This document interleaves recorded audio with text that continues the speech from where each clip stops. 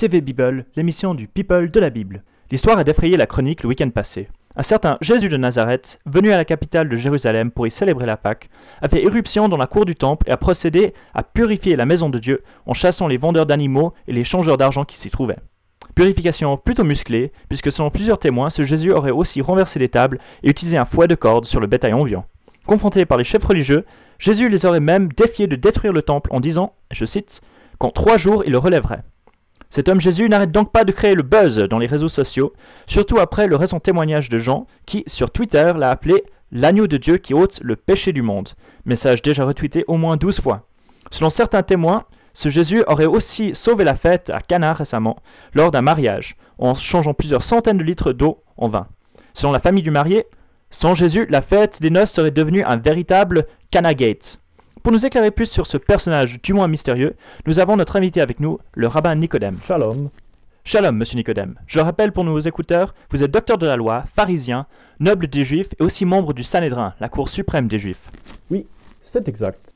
Vous êtes aussi un des proches de Jésus, n'est-ce pas? Certains vous appelleraient même un disciple. Oh, mais pas du tout. Ah bon? Mais vous n'êtes pas allé le voir de nuit récemment pour un entretien secret? Je ne sais pas qui vous a dit ça, mais je le nie en bloc. Vraiment?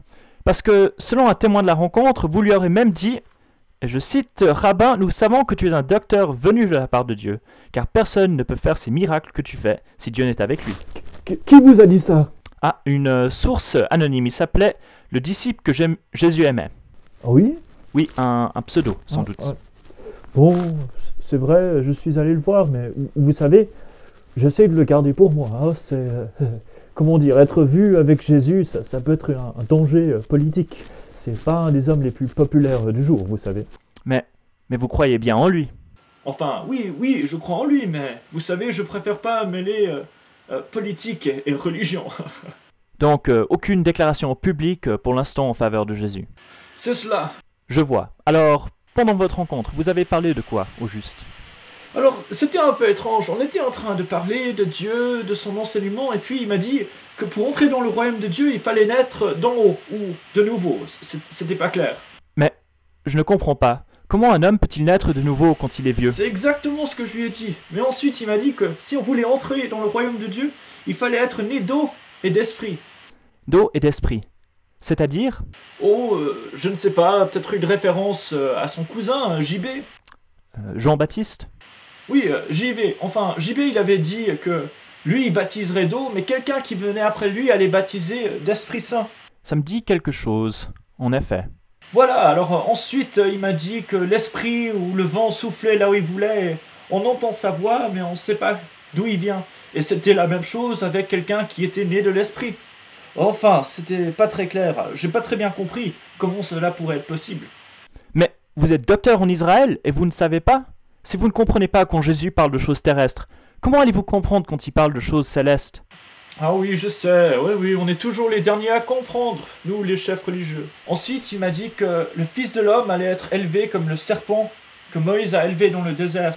Et que Dieu a tant aimé le monde qu'il a donné son Fils unique, afin que quiconque croit en lui ne périsse pas, mais qu'il ait la vie éternelle. C'est mémorable, hein, comme phrase.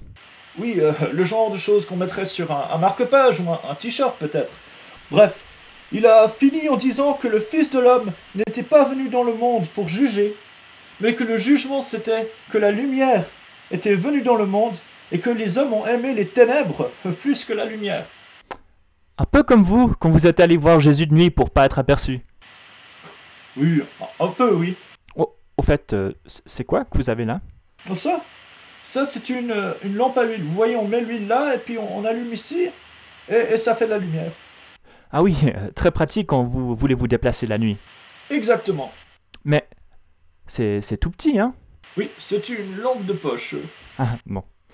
Alors merci au rabbin Nicodème qui est venu nous parler de son entretien exclusif avec Jésus de Nazareth. Jésus qui a dit, je vous le rappelle, la lumière est venue dans le monde et le monde ne l'a pas connue.